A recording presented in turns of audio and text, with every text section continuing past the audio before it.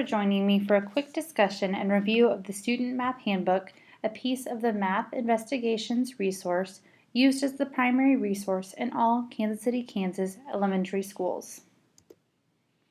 Do you see these math books stacked and unused in classrooms? Have you noticed these books being underutilized as a resource? Are you unsure of what exactly to do with these books? For the next few minutes, we will explore the purpose of the Student Math Handbook, why they are important, and why we want them in the hands of students.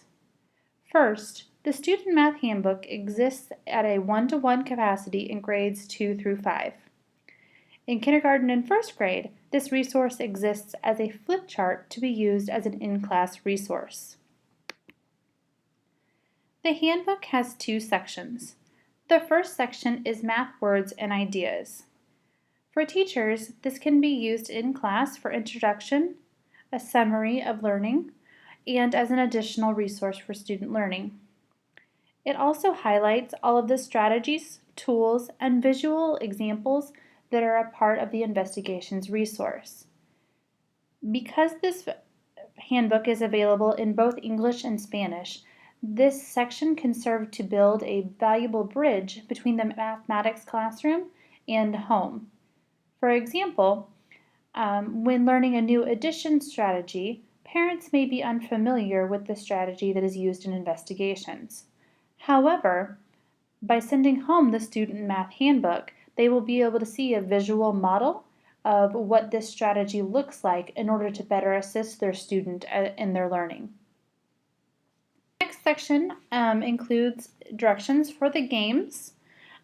Each game that is used as a part of the investigations resource is included within this book, and it allows for students to use the resource in class to be able to remind themselves without having to interrupt the teacher as to what the directions might be.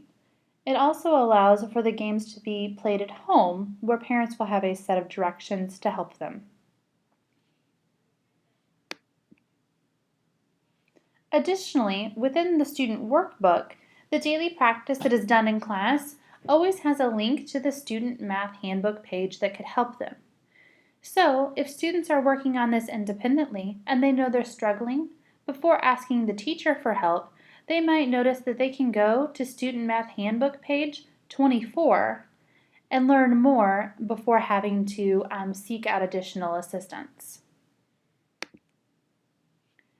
Because this book should be taken back and forth between school and home, it can also be used as a resource for students to do homework. For example, in this 5th grade work, students who are struggling with their multiplication combinations can refer to pages 18 to 22 in their Student Math Handbook for more information. For parents who may be unfamiliar with the expectation of 5th graders or any other grade for that matter, the handbook will allow them to visually see and understand what exactly their students should be doing. As a few additional notes, these books should be used as an in-class and home resource for students. The idea is that they travel back and forth with students in grades 2 through 5. If books don't make it back from home at the end of the year, a request for replacement can be made through the curriculum department in the normal way that materials can be requested. There should be a 1-to-1 correspondence for students in grades 2 through 5, meaning that for every child in the classroom, there should be one book that they can use in class and take back and forth from home to school. Students in kindergarten and first grade, however, only had the flip chart to be used as an in-class resource. If you need replacement Student Math Handbooks for the 2014-2015 school year, all requests must be made by Friday, May 16th, using the link provided in the PIP. This is the same link through which all resource requests are made.